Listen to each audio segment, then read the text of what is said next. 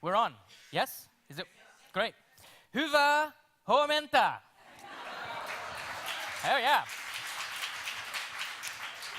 Good morning, Turku and Finland. Thank you so much for the warm welcome. Thank you to Anna Kettunen for taking care of me the last 2 days while I've been here. And thank you to the organizing committee for the invitation to come. And of course to all of you to this incredible place today. So, we've got the technology working, so let's go for it. I really like this. I feel like, you know, in the 1980s, for those of you who remember the 1980s, Madonna was the first person, or Peter Gabriel, they used this. So if I go into this rock star mode, it's a fantasy of mine, so I hope you'll bear with me. All right, let's go. So my first slide is blank, because when I first talked to Anna last year about coming here, I thought, okay, so I'm being invited to come to Finland to talk about education. You're the experts, not me. Look at this.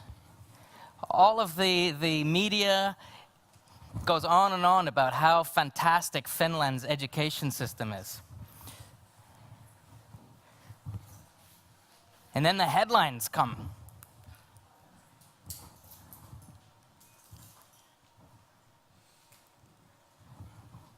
So then I wonder, you don't need me to tell you about education. You know all about that. You're the experts. And then you've got the incredible outdoors. This is the park that I went to on Sunday. The Finns love the outdoors. So again, yep, I've already messed it up. Yeah, that's better now, isn't it? I already failed my Madonna test. So you know about the outdoors, you know about education, so then I thought, well, why am I coming to Finland to talk to all of you? Well, maybe the question is right here. Why do we need to be discussing education and the outdoors? And how can we better work with today's young people? Well, I think there are two answers. The world is changing, and it's changing very, very quickly. The world is very different than it was 20 years ago, even 10 years ago. Lots of people have written about the first. Sociologists have written all about how the world is changing, but not so many people have talked about how our learners are changing.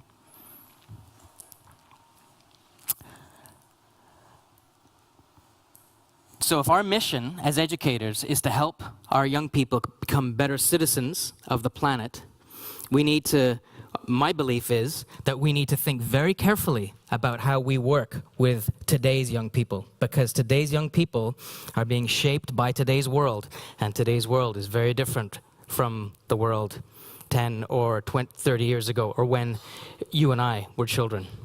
So we need to think about this differently. The first thing, our rapidly changing world. We know how technology is changing so quickly.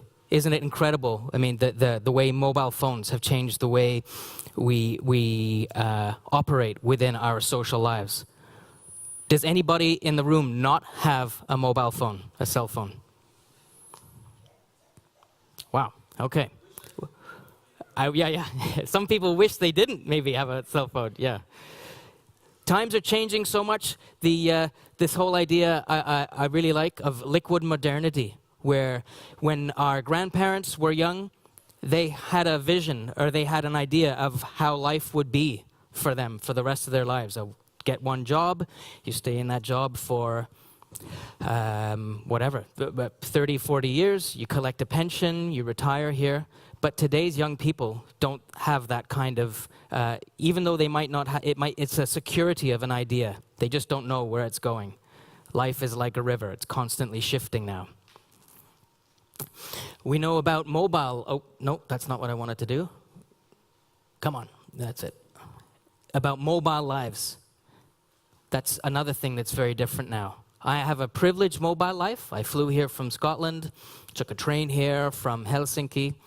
But last year, there were 1 million refugees that came into Europe alone, just 1 million into Europe.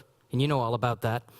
They did not choose to be mobile. That's forced mobility. So the way we travel and exist in the world is very different also. I won't go into all of these, but you know a little bit about it, not least climate change and what some sociologists have called the culture of fear and this risk society we live in, where today increasingly people are obsessed with minimizing bads. It's all about what's the first thing you do when you get your new iPhone? You get insurance in case you lose it. All right, so there's insurance, there's all these things to minimize bad things happening to people. So increasingly, sociologists are saying that society is, we're obsessed with minimizing bad things happening to us. And that includes doing poorly at school, for example. But that's just the backdrop. That's the stage, if you like. The main thing we're here to talk about is Generation Z. Will this work if I come down here for a bit? Feedback? It's a very bright light, but... Okay, so Generation Z, have a quick read of this. I feel like I'm breathing heavily. Can I bring it down a bit? Yeah. So, the most materially endowed, the richest, they're saturated with technology, globally connected, and formally educated that we've ever seen. How do we work with them? Prensky says that this is the problem here.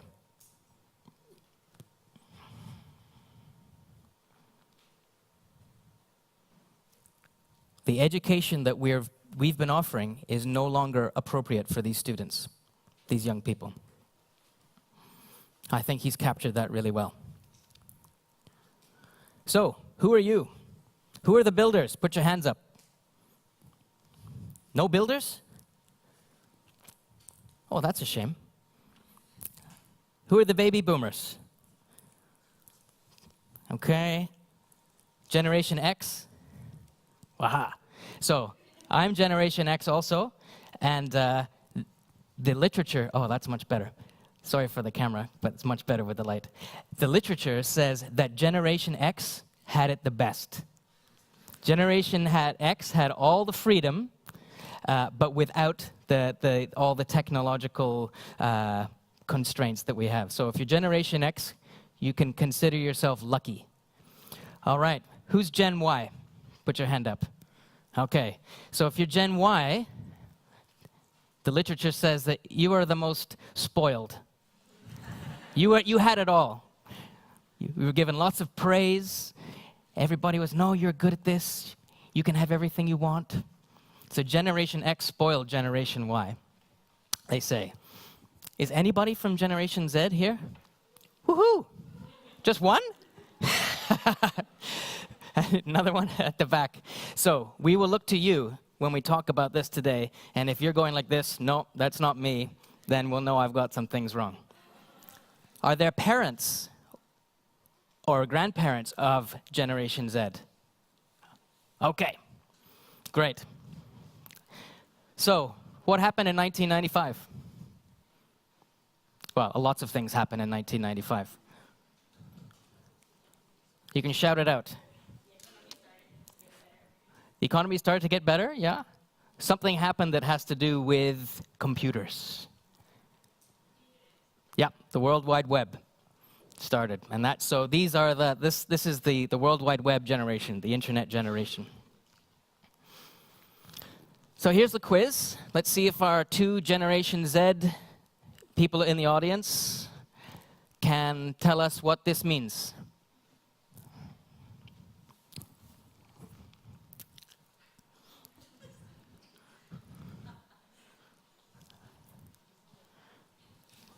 Would anybody like to guess?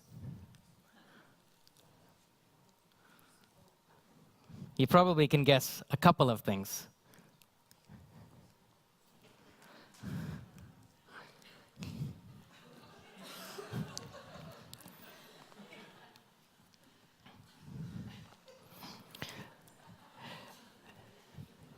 Generation Z people, did you get that? Yes? No? Okay. Right. So Generation Z also has their own language, particularly when they communicate through mobile devices. So here's what I'm going to talk about today.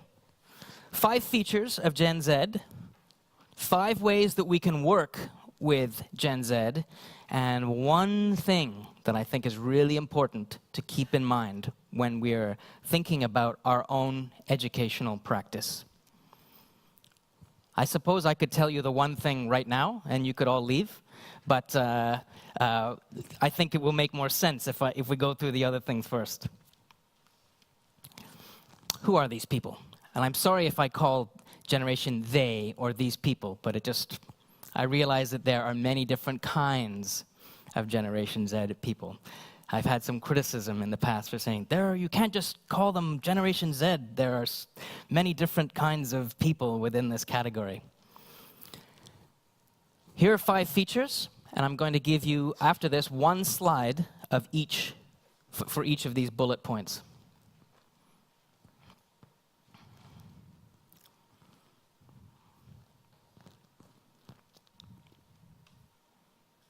Great.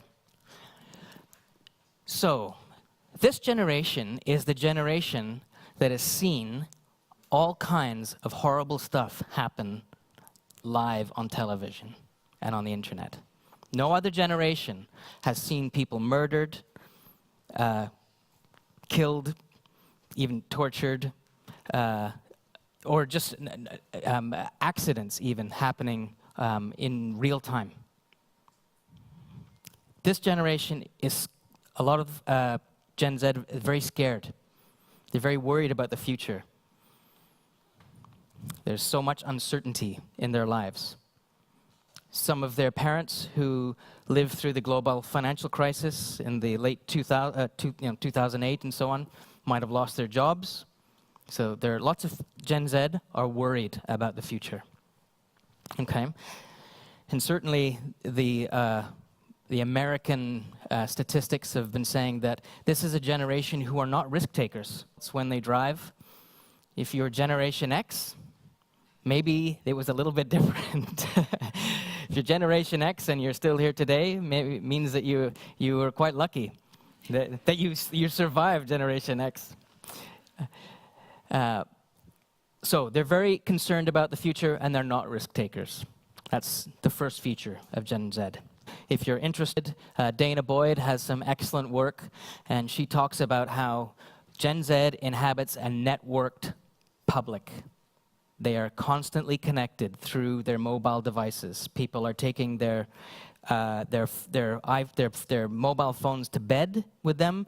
They're on there for hours. They're constantly connected to each other through social media. And one thing, there's Sarah McIsaac, who just finished her PhD at the University of Edinburgh. She said that her research showed that Gen Z's, their biggest worry, apart from the world, the future, was their online identity being spoiled. So while they're in a class or while they're having dinner or whatever, they're worried about their identity, like being spoiled or ruined by someone else through some kind of app that changes their appearance, or by something on Facebook that says, "Oh, Simon smells," or what have you. So they're very worried about other people saying bad things about them and making them look bad socially. That was a huge concern for them. Of course, they find answers to things like, how does something work? How do I sew a button on? YouTube, right? My generation, we used to Google. But now, since last year, there are more people searching for how to do things on YouTube than there are on Google. People want to see it. Gen Z loves photos. They love the video. They want to be shown how to do it. Okay? There's one more slide on this. They love instant access to information, and they don't like to be tracked. Apparently, Generation Y was the Facebook generation. Generation Z, less and less. They don't want to have their name attached to anything. So an example of this that was explained to me was, is it Snapchat, where you send something, and then it's gone very soon after. So there's less of a digital footprint. People want to be a bit more secretive about that. And of course, they can handle huge amounts of information, the way that maybe Generation Y or certainly X cannot. The third thing is that there are decreasing levels of physical and mental health. More and more screen time, less and less active time. Interestingly, sports, certainly when I was a kid, we played sports for fun. But now sports are increasingly for fitness. Games are for fun, right? And games are generally indoors. I know I'm making generalizations, and for everything I say, you can say, that's not true. I know 2 children that are not like that. Of course, these are big, big generalizations I'm making. Perhaps equally as worrying is the level of mental health problems, which seem to be increasing. I certainly find that even working at the university, more and more students are being diagnosed with depression, other kinds of mental health problems. Okay, the next thing is the scheduled lives. So many young people these days, they have everything scheduled for them. In school, it's scheduled. After school, it's scheduled. In the evenings, perhaps. The parents are super busy, and it's so everything is going to a timetable. All right. Another thing here is that some are saying that Gen Z is growing up in some ways very, very quickly because they're exposed to all kinds of adult content, whether it's sex or violence or what have you. They see that on the internet, on television, very adult themes, but yet at the same time, many Gen Zers and Gen Yers have lived at home for a long time. So they might be living at home still while they're 26 years old with their parents, which for a Gen Xer would be crazy. All right. This is the last point about what the features of Gen Z. And that is, as I was saying earlier, there isn't this straight path now. Now, certainly in the UK, in North America, if you have a university degree, it doesn't guarantee that you'll get a job. It used to, but it's not that way anymore. So these guarantees aren't here. And they say that a lot. You'll see this name McCrindle coming up quite a lot. McCrindle's a social researcher in Australia, where they've probably done the most work on the different generations. And they predict that, as you can see, 17 different jobs on average. Doesn't matter if it's 17. A lot of different jobs and living in a lot of different places. That's the norm, right? Again, for our grandparents, that was not the norm. You generally stayed in one place or 2 places for your life. Good. Are you still with me? Yeah? Do I need to go back and do a little haven't fallen asleep, little Madonna? No? Okay. So, this is a great, I really like this slide from McCrindle again. Are you ready? What do you think are the greatest fears before I do this? A couple of you have seen this before. Yeah, that's losing the mobile phone. No Wi-Fi. Yeah. That's right. Those are the 3 big fears.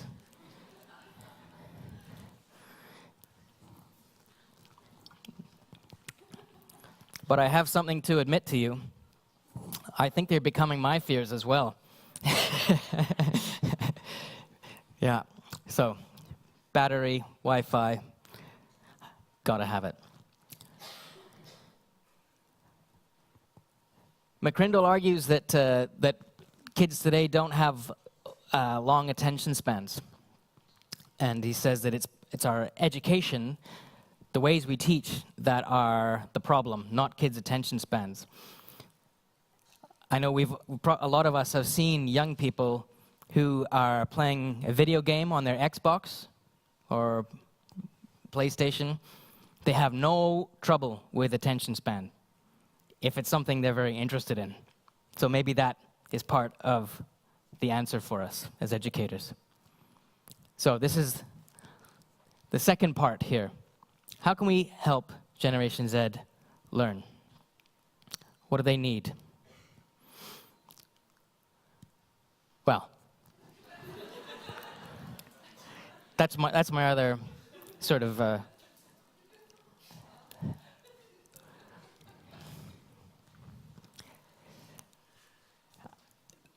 I think we've seen this. Like I've seen, we've seen people out for dinner, on a train, whatever, and it's, kids are starving, and it's okay.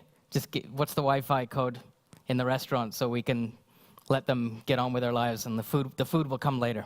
So I don't think it's entirely a joke.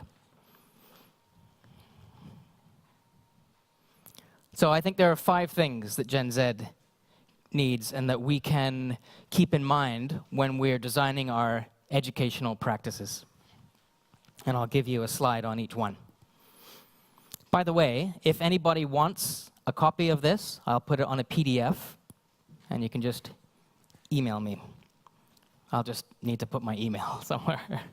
But I'm happy to share it if you get in touch with me. Right. With the internet, right, there's no need to know anything.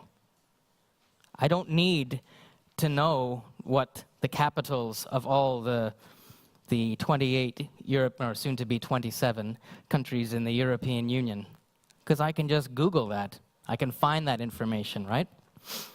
Don't need to know anything. Although Gen Z is very comfortable with getting lots and lots of data, they're generally very, very poor at deciding what data has come from a reliable source. So that's one really important thing, particularly for school teachers, I find, is making sure that they're holding Gen Zers accountable for what are their sources. If they're writing an essay, or they're doing a presentation, or presenting any kind of factual knowledge, they need to know what are reliable sources and what aren't reliable sources, and that can be a key part of their learning. Okay? And also this idea of uncertainty competences. One of my PhD students here, Rebecca Taurich, she is looking into this, and she says that the students today, they need to be able to evaluate all kinds of conflicting information. Climate change is a great example of that, or or loss of biodiversity, for example. There are so many different reports, internet reports or whatever, that say so many different things. How do you know which to trust? These are key skills we need to be giving to Gen Z. The second thing is we need to root our practice in the real world. We can't be doing stuff in books. Well, books are important, but we can't be using abstract problems. The problems, the issues that we are engaging our young people with need to be real ones. If they're going to be better citizens in our society, they need to be practicing being those effective democratic citizens in their small communities where they live. So how can we engage them into very local issues? Even small children can become active democratic citizens in terms of and influence local policy. Whether it's, certainly in Scotland, we see there are classes with 7- and 8-year-olds that are writing petitions to local government to say, hey, our park that we go to, sometimes for our outdoor learning classes, they have dog poo in the parks, or they have needles from drug users, and we need to have better ways of cleaning this up so we can use it. So they're getting involved in a local, real issue at a very young age, and that becomes habit. And as Prensky says here, what we need, what society needs, is for education to create adults that have been doing this their whole lives, looking at real-world issues. Why wait till people graduate from high school or university? And I know that there's a shift in Finland, isn't there, in terms of the national curriculum to more problem-based, project-based learning, moving away from subjects. Is that right? Yeah, okay. Good.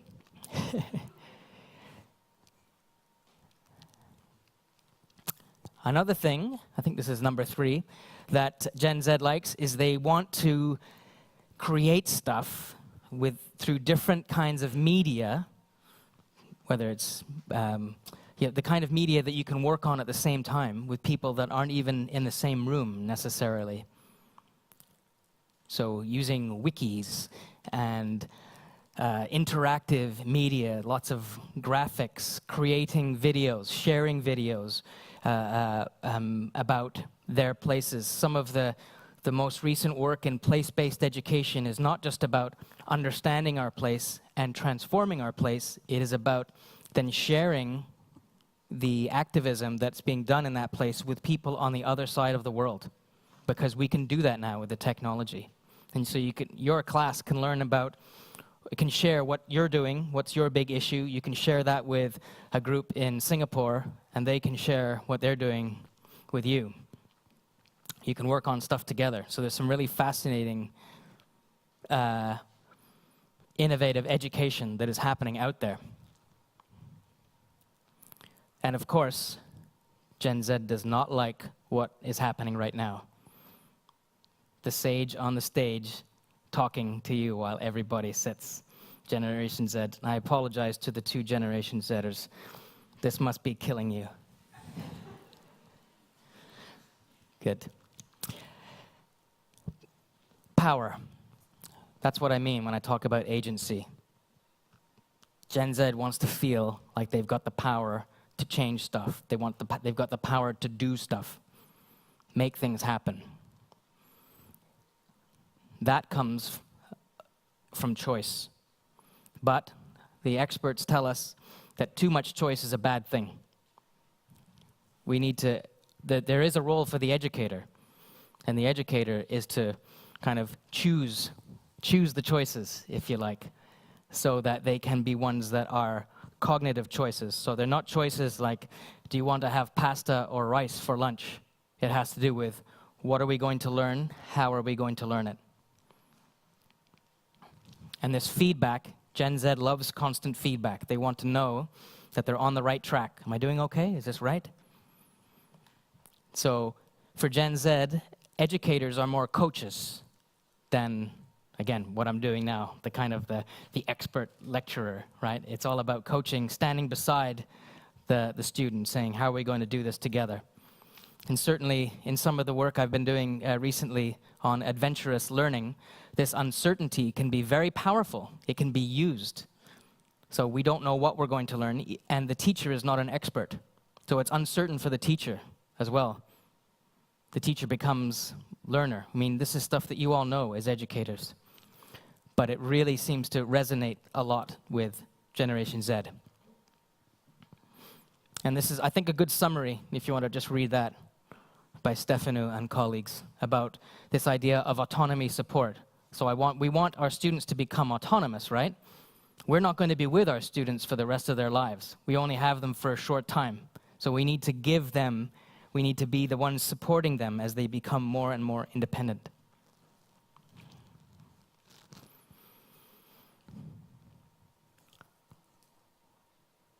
And the last thing that Generation Z needs is a bit of time away from the screen, right? Digital detox. Some of the anecdotal evidence we have in Scotland with children at outdoor centres is that they do not like to be away from their phone, but afterwards, they're thankful for the time. But it's very difficult for them to be apart from their phone. And there are also people very worried about how it affects how this is affecting the brain, hours and hours in front of the screen. The text neck. This is a new medical condition that's come out in the last 3 years, right? This is text neck. And there are some people actually developing neck problems because of this. Right. You're doing very well. You've been sitting down a long time. We're going to go into part 3, but the aims of education. I thought this would, I realize we're getting really big now, but I think it's important to just clarify what they are. For me, anyway. Right, so it involves learning skills, attitudes, and knowledge. Education involves a certain ethical mission, right? And to do good, to learn, to develop. And education involves an educator. Everybody's been learning since the beginning of time, but education, for a definition, requires an educator. All of you, okay? And you can argue that education is about developing individuals who are thriving, flourishing in the world. They're able to make their society a better place, and they can care for the planet, the natural world as well. So, keep that in mind, please. So here's the key consideration, the moment you've all been waiting for. Can you handle it?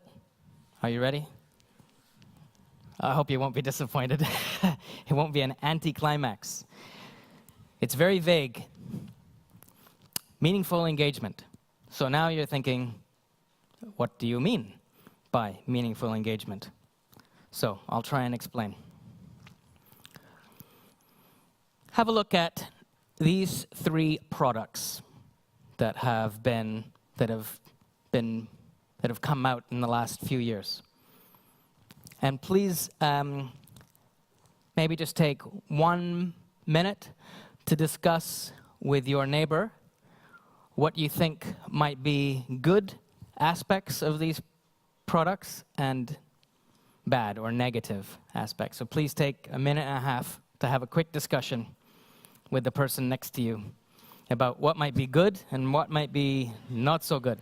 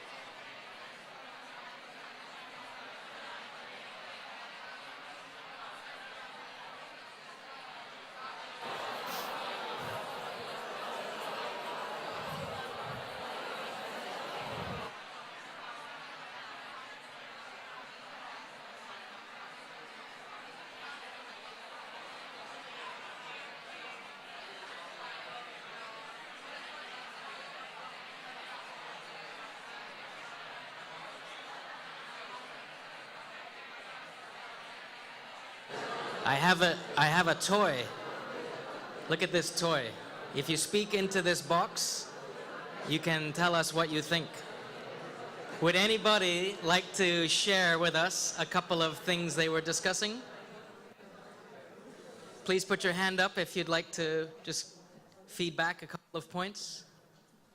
Please, somebody, because then I get to throw this, and I've been wanting to throw it all morning.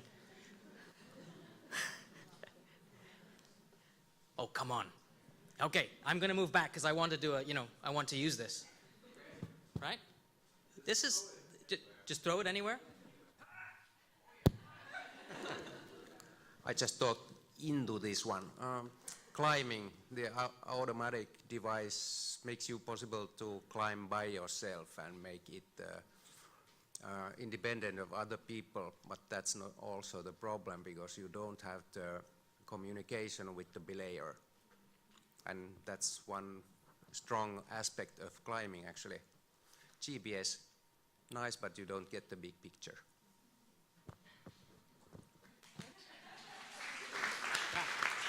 Fantastic. Are you ready?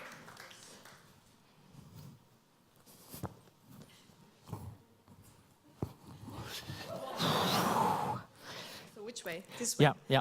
Yeah, I was thinking that all those things are really easy. Like everybody has easy access to use those.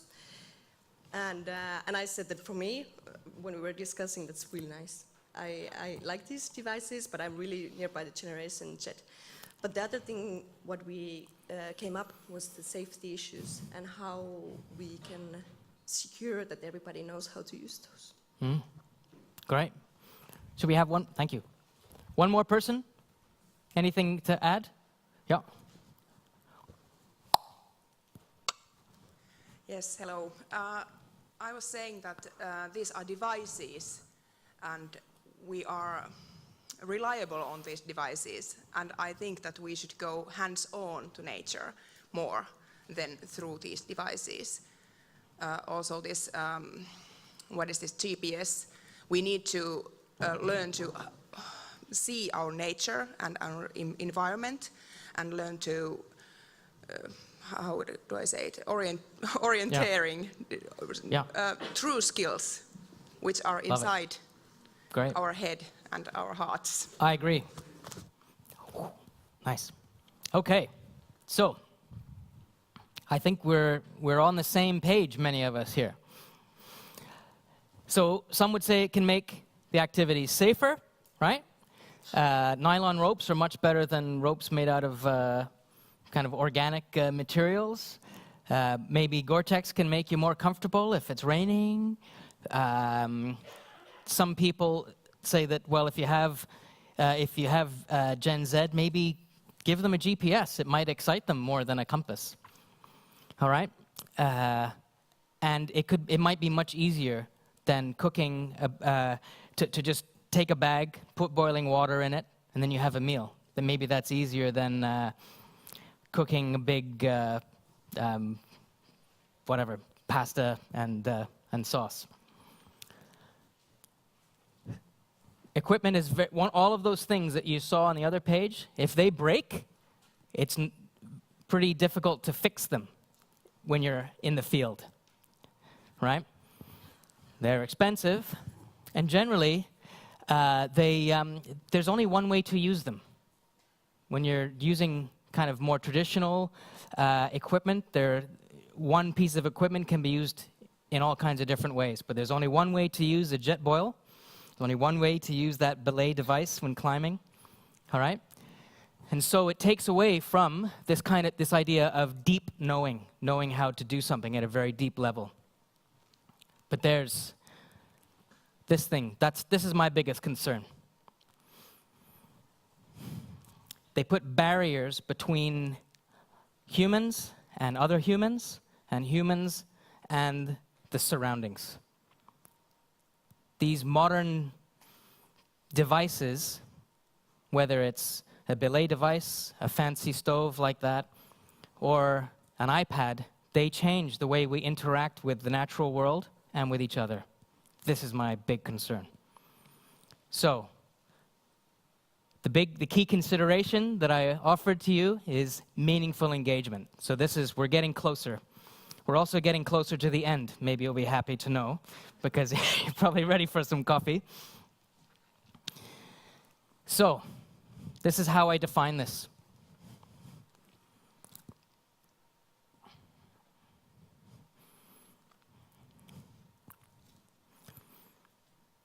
I'm an amateur sociologist, and I'm particularly fond of interactionist sociology, which says that human beings construct meaning in their lives from their interactions with physical objects, like this chair, with social objects, like this person right here, hello, and with abstract objects or abstract concepts, ideas like love, justice, right? So our meaningful engagement with these ideas is what we need to be looking for as educators, I argue. If technology helps us do that, then we can see it as being a good thing.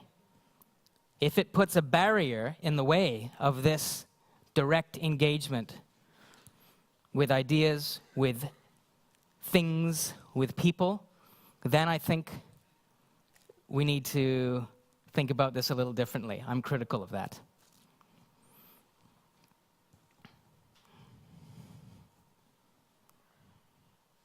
So, there's Paavo's photograph. So what do you like about this? Maybe we won't use the microphone this time. What do you, maybe a hand up or shout out, what do you like about what you see in this photo? Yes, sir. It's a collaboration and they're also investigating doing this. Great. They're outdoors. Great. Right. Very colorful. Thank you, Huck. Any concerns with what's going on here?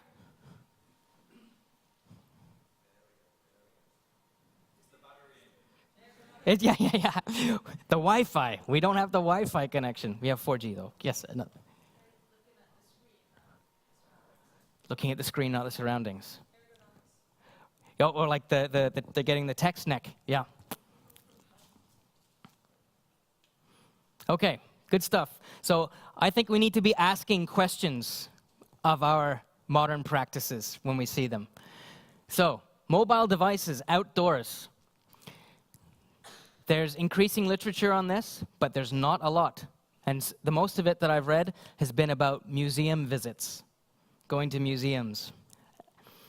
But too often, what the researchers are saying with museum visits is people see something fantastic, like that mural at the back, at the fresco, and then there's a video to watch of it, and people are just like this when the thing's in front of them. So there's too much of this head-down engagement. And the head-down engagement is, I think, something that we need to be aware of with Gen Z, right? So this was on a ferry a couple of days ago, just outside Helsinki. Everybody on the ferry is looking out, taking photographs of the incredible scenery, and then there are three kids there. They were all face down. And then I said to Anna, "What's going on?" And Anna said, "Well, it's Pokemon Go. That's what they're doing." And so, that's sure enough. And again, this is one of the concerns with that. There's the head-down engagement, and of course the physical problems with that as well. So there are good reasons for using iPads and mobile devices and stuff. There are excellent built-in apps.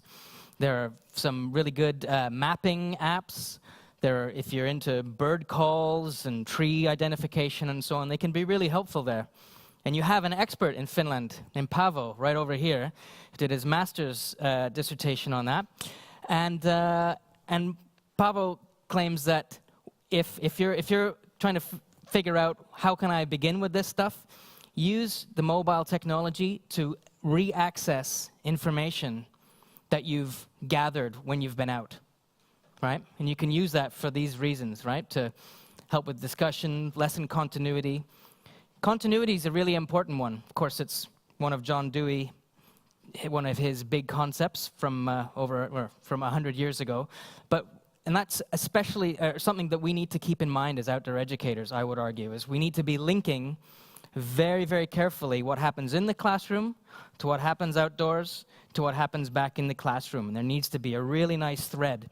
And too often, outdoor learning falls down in that area because they have this fantastic time outside, but it's decontextualized. It's not connected to what happened before and what happened after. So, innovation is good, yes, but we need to beware because it can add this extra membrane. I'm thinking this is a screen, but you know what I mean. Imagine this is an iPad or whatever. It's more clutter that can be in the way.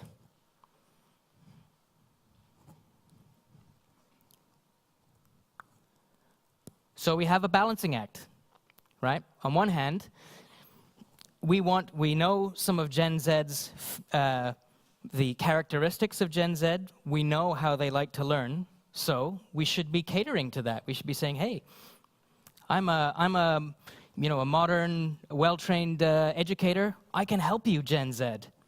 But on the other hand, I think it's important that we don't give Gen Z everything that they want or everything they like. We have to use our judgment here as educators about what is this meaningful engagement that doesn't involve membranes and barriers between how humans interact with each other and with the natural world.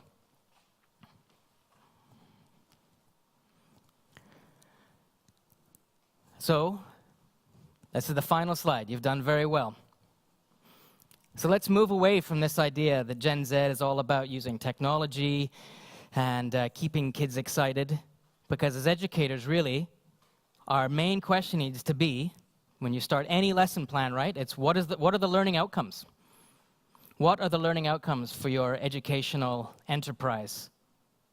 And what are the best ways you can go about teaching them or eliciting the learning, whether it's through resources that you have or material or whatever. So what are those to me need to be the best questions instead of reaching right away for some kind of new gadget that we think is going to excite our learners. A few years ago in Edinburgh, in the local council that runs education, they gave each class 5 iPads. And people just thought this was fantastic. 5 iPads per class. We're really modern. But I don't think they gave the right training for how to use them. And so it looks good in the media that every class has 5 iPads that they can use. But what are they doing with those iPads? You know, they're just, I think it was a wasted resource. So I think we need to be thinking of what are the educational outcomes and what's the best way to reach them first. Thank you very much. Thanks.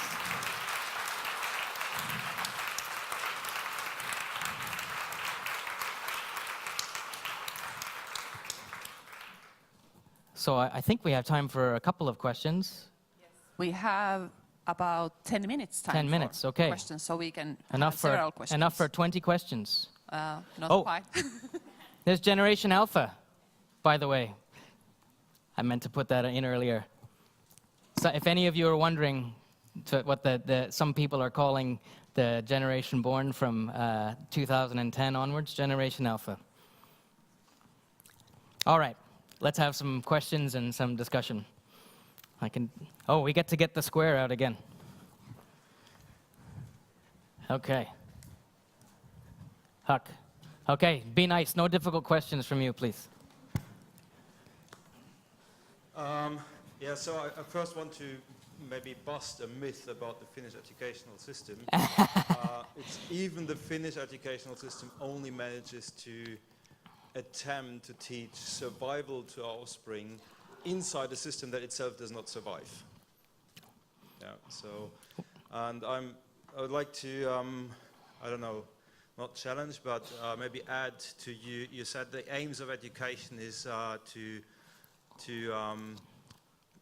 get our offspring to autonomy and independence. And to me, that sounds like the purpose of education is to teach survival to our offspring, basically.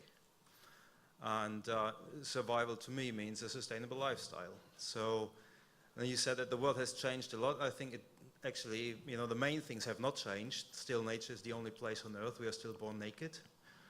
And I would like to ask you what you think about the idea to teach by example. Like offspring has always copied parents' lifestyles. Right now, we have not been there where they want to go, which is a new thing. Mm-hmm. Another new thing is our offspring should not copy our lifestyle. It's a bad idea.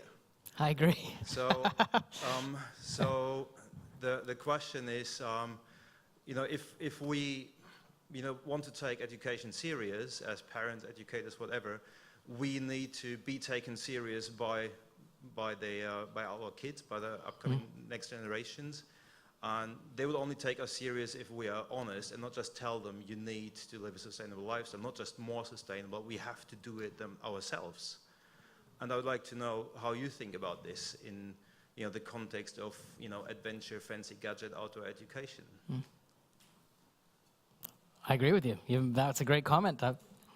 Nothing to add, really. I mean, but I agree. And I mean, and you don't need to look much further than some of the technology gurus who are running all the big companies on the west coast of the United States, whether it's who are running Apple and all these other big companies. Many of them, I read, there's a news report came out last year. Many of them are sending their children to nursery schools and primary schools that don't use technology, and these are the people who are technology champions. So an example of this is how I make my money in the world I live in, but I don't want you to grow up living like this. But yeah, I completely support your comment there, Huck. Thanks. Yeah. Throw the ball. Throw the square.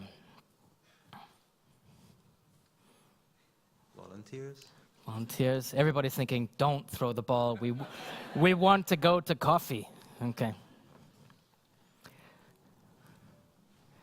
Okay. Oh, we are. You're a good host, saying, "Okay, give it to me."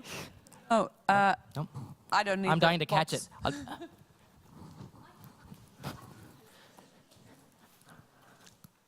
Thank you. What do you do when the kids don't care anymore because they're kind of lost confidence in the future? I know several of them, teenagers especially, that have gone so far. Any thoughts about that? Oh, It ain't very rare. yeah, but yeah, there has to be something that they're interested in or care about, and so I think I mean, I'm certainly no expert on that, but I would suggest that I would just keep the inquiry going to just find out. There has to be some fire. There has to be something that excites them somewhere. Something. Most of the time, that's the technology. It's some kind of games or apps and stuff that triggers them, but they can't get away from it. So everything else seems just grey, and they just, so it's hard. I agree. Yeah, I thought. Oh, maybe a helpful answer. Maybe. No answer. No. I'm a teacher. I've been teacher more than 20 years, and I have found out that when I take the kids outdoors, even those kids that are depressed and they have very, very difficult families and they have many kinds of disabilities or anything, if you just take them to the nature heals. That's something that I have found out. There might be a pupil that doesn't come when we make a circle. He's always somewhere behind a tree or somewhere else, and then in the spring, you just find out that he's there. It takes 1 year, but the nature heals. The nature heals. Yeah. And indeed, that's the research on green spaces is the most, and the power of green spaces is the most robust in the whole world of outdoor environmental education, I would say. So, yeah. Thanks for your comment, and I'm sorry I couldn't answer your question. But I think that points to something here is that my hope with this talk is that it's not been Simon's the expert, because he's obviously not.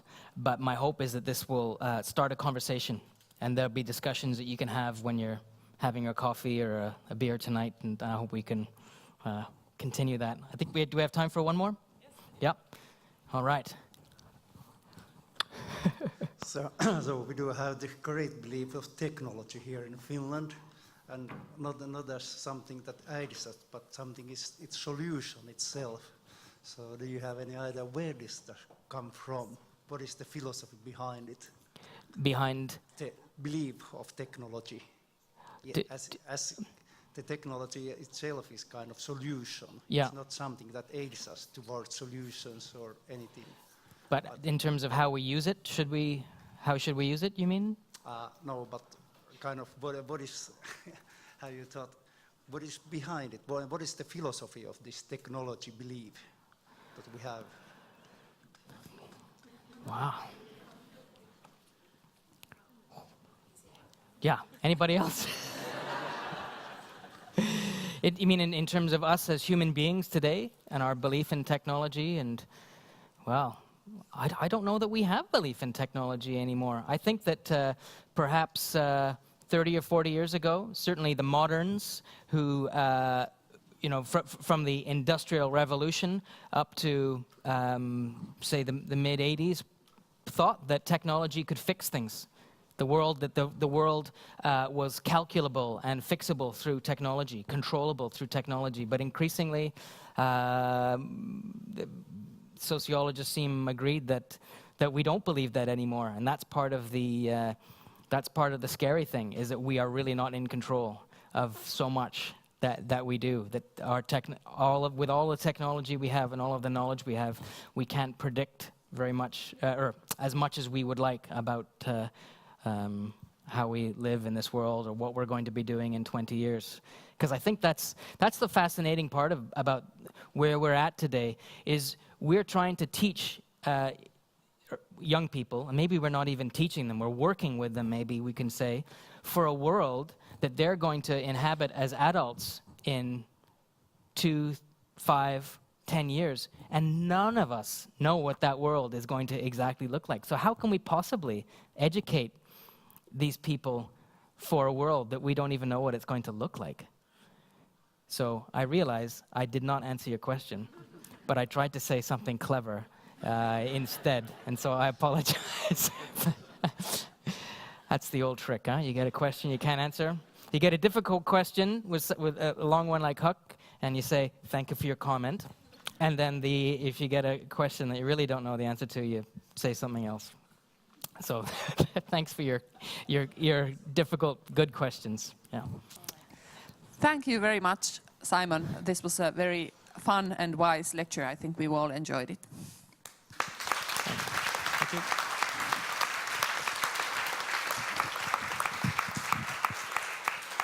And I am quite certain that you are pleased to know that Simon is going to stay with us until tomorrow, and he is going to have a workshop tomorrow, so some of us are so lucky that we get to spend some time with him also tomorrow in Ahtela. He also has a new book, and Suomen ympäristöopisto Sykli has a few of those books at their desk tomorrow in Ahtela. So if you're really interested, you can go and buy one of those at Sykli's desk at Minimessut. There's one question. Your email. Oh, yeah. Oh, yes. The email. Yeah. I'll let you figure out how you're going to do I'll I'm going to give some guidelines for the lunch. These are going to come in English and in Finnish, eli suomeksi sitten perässä. We're going to go to lunch now, and after that to seminars. Lunch is now served at 12 o'clock, and seminars begin at 1:30, so 1.5 hours time for lunch. It's for us here in the Queen's Hall. We're going to go. I think I know. Okay.